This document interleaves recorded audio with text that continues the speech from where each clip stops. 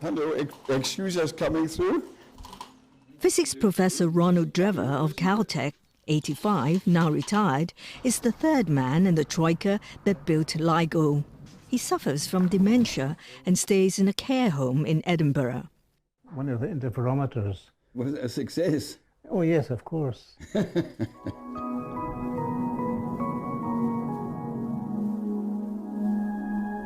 Ron is credited for turning LIGO into one of the most sensitive instruments ever to be built for detecting gravitational waves. The longer LIGO's arms, the farther the laser beam travels, the more sensitive LIGO gets in detecting changes in the length of the arms. But LIGO's arms are only 4 kilometers long.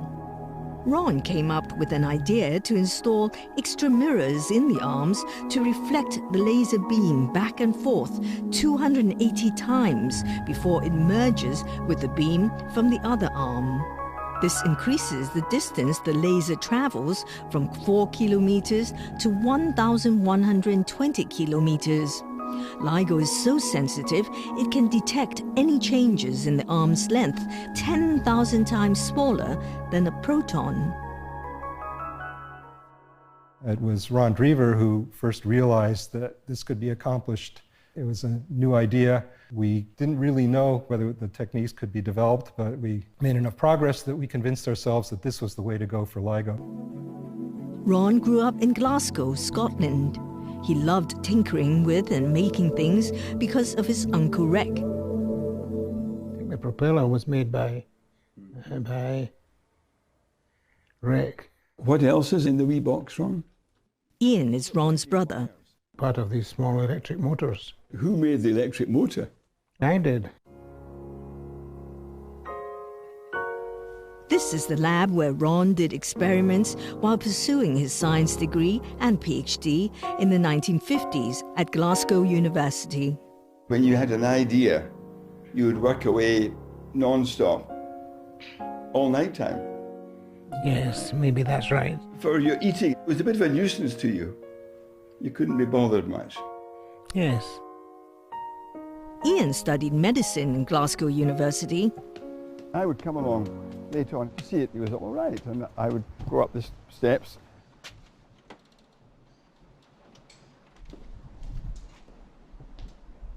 Just try and see him, or I would knock on the windows over there, because I knew that was where he would be. From the 1960s, Ron taught at Glasgow University and worked as an experimental physicist. Anne is Ron's niece. You've always enjoyed making things, Ronald. Oh yes. And also taking things apart to see how they worked. Yes.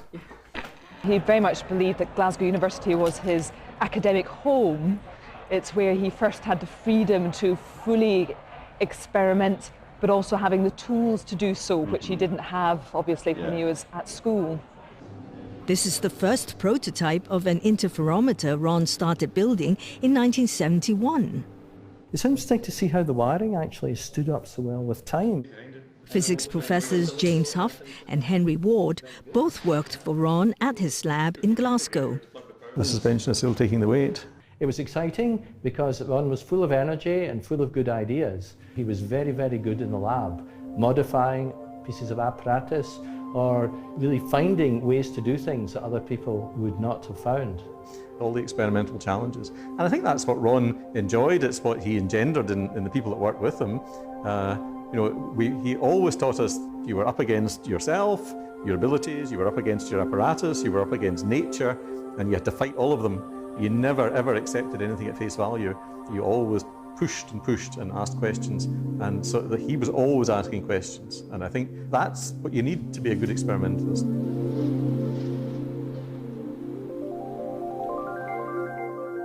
In 1979, Caltech hired Ron to work on building a 40-meter prototype of laser gravitational wave detector.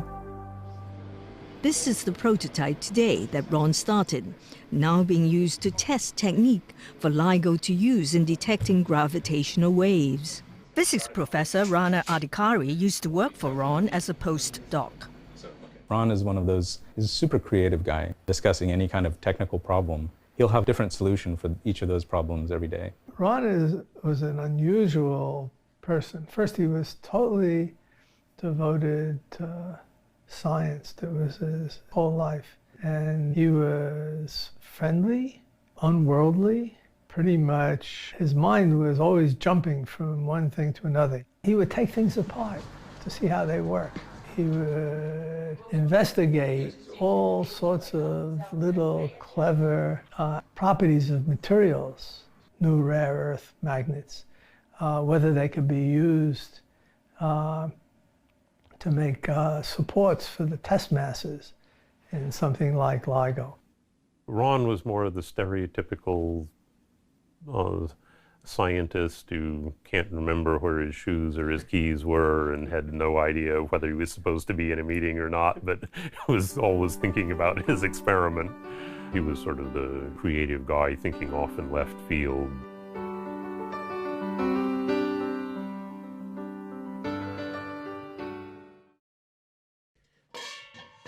Physics professor Rainer Weiss, 83, is credited for inventing LIGO's laser interferometer gravitational wave detector. This is his prototype from the early 1970s. I built this myself in a shop. I love to make things. At MIT, Ray earned his science degree in 1955, PhD in 1962, and became professor of physics in 1964, as well as an experimental physicist. Well, the LIGO story begins in a course I was teaching. Massive stars or black holes that collide with each other generate gravitational waves. The wave travels at the velocity of light away from that source. It stretches space in the east-west direction at the same time as compressing space in the north-south direction. Our detector exploits that as a way of making the detection of the wave. There are actually two LIGOs, in Hanford, Washington State, and in Livingston, Louisiana. Each has two L-shaped arms 4 kilometers long. A laser is beamed inside a tube and split into two. The light goes back and forth between two mirrors at each end of the arms. The beams cancel out each other when they arrive at the same time. But a passing gravitational wave changes the light's timing and the distance between mirrors suspended in space. One arm lengthens, the other shortens, warping space and time by the minutest of motions, 1,000 times smaller than the width of a proton. The fundamental idea is timing light, and you will measure the gravitational waves. Gravitational radiation, it goes through stars, it goes through galaxies, it goes through the Earth, it goes through us. So with this, we can look deeper into the universe than we ever did before. In 2001, he became Professor Emeritus at MIT, but Ray, 83, is still active in LIGO. Ray is a person who can't stand not to touch things. He's a very hands-on, very, very enthusiastic person. And sometimes undiplomatic. He speaks his mind.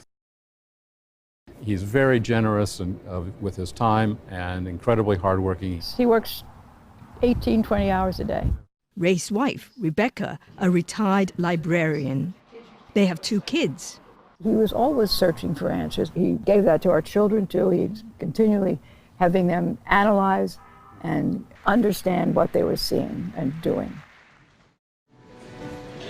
I had the great good fortune to build a collaboration with Ray Weiss and Ron Drever. Kip Thorne is credited for providing the theoretical models of gravitational waves that enabled LIGO to know what to look for in the signals it picks up. When I was 8 years old, my mother took me to a lecture about the solar system, and I fell in love with astronomy. He got his science degree in 1962 from California Institute of Technology and his PhD in 1965 from Princeton University. He formed a research group on gravitational waves while he was a postdoc in 1966 and became an associate professor at Caltech a year later. From the mid-1970s to the 1990s, he collaborated with Rainer Weiss and Donald Drever to research and develop LIGO, funded by the U.S. National Science Foundation. In the mid-1980s, gravitational waves were considered a bit of a loony field.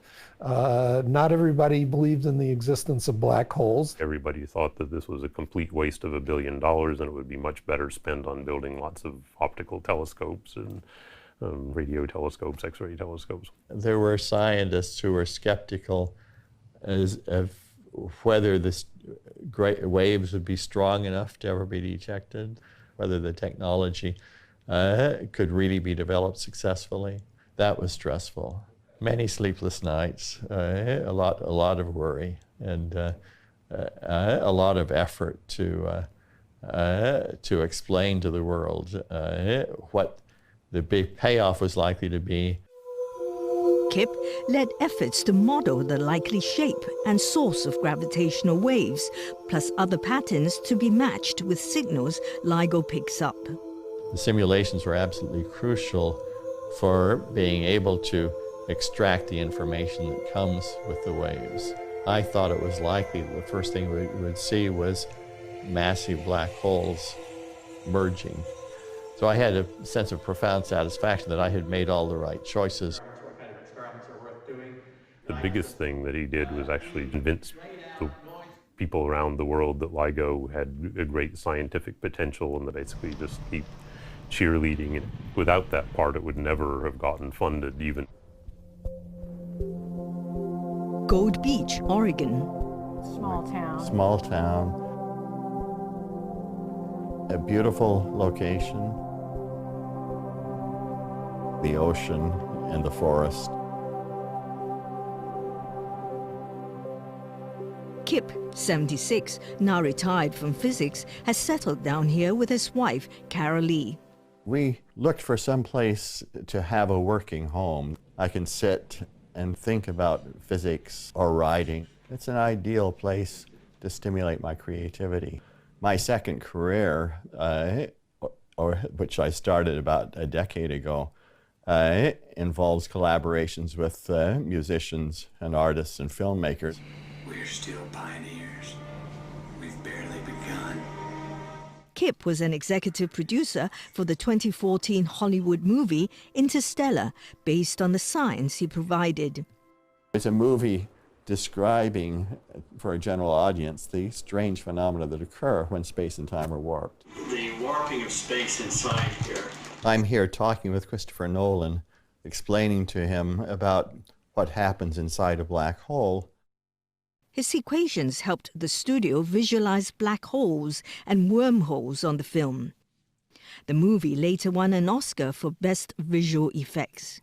The professor in the movie, played by actor Michael Caine, was based on Kip. I'd been a conventional professor for nearly 50 years. I wanted to do something different. Within LIGO, I had helped to train a new generation, so I was no longer needed in LIGO. That liberated me in that sense. And I wanted to explore my creativity in a completely different set of venues. I am a professor at the University of Southern California, and my area of study is neurorehabilitation and physical therapy.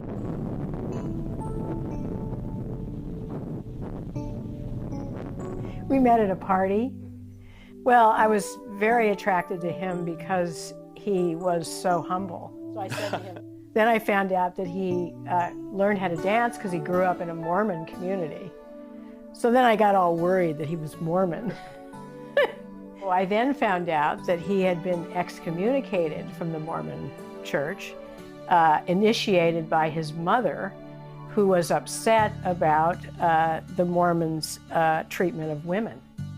So that made me even more interested. So then we just hit it off. He's very considerate of my career and not threatened by my career, which, you know, a lot of men are. They sort of have an expectation for what women are supposed to do. Every time I cook dinner or empty the trash, he thanks me to this day. So I think that's, you know, pretty neat. Kip is a legend in the theoretical physics community, so I was a little bit cowed, I would say. But I very quickly learned that he's a very down-to-earth person, very easy to talk to, very good ideas, extremely well-versed experimentally.